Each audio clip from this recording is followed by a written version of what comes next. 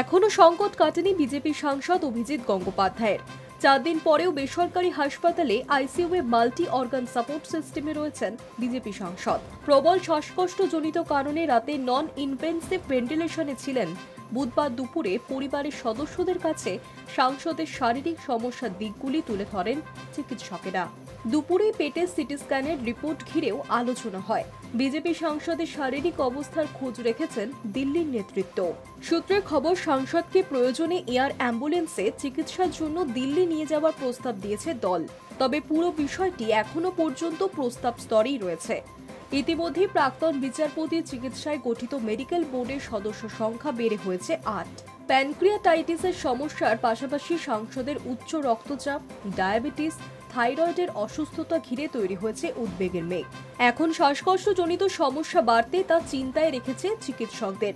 ইতিমধ্যেই অভিজিৎ গঙ্গোপাধ্যায়কে আলিপুরের ওই বেসরকারি হাসপাতালে গিয়ে দেখে এসেছেন বঙ্গ বিজেপি রাজ্য সভাপতি সুকান্ত মজুমদার। গিয়েছিলেন বিধানসভার বিরোধী দলনেতা শুভেন্দু অধিকারী, গিয়েছিলেন দিলীপ ঘোষও। High news network.